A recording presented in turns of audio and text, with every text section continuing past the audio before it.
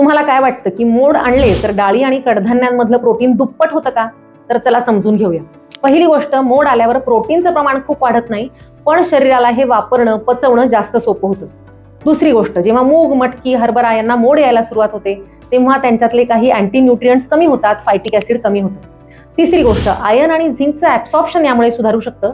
विशेष म्हणजे जी तशीच कडधान्य असतात विना मोडाची, त्यात जवळजवळ नसलेलं व्हिटॅमिन सी मोड आल्यावर तयार व्हायला लागतं.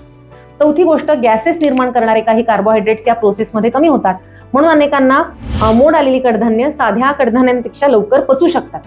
पाचवी गोष्ट, जर तुम्हाला IBS आहे, वाताचा त्रास आहे, गॅसेस होतात, तर कच्चे स्प्राउट्स खाण्याऐवजी ते नेहमी वाफवून किंवा परतून खा.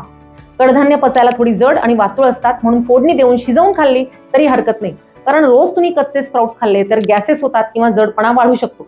आणि सगळ्यात शेवटची महत्वाची सहावी गोष्ट, मोड आल्यानंतर स्प्राउट असतात ते पुन्हा एकदा हलक्या हातानं धुवून घ्या आणि नंतर शिजवा किंवा खा. स्वयंपाकामध्ये चव हवी आणि आरोग्य सुद्धा. म्हणूनच अशा शास्त्रीय गोष्टी समजून घेण्यासाठी चॅनल नक्की सबस्क्राईब करा.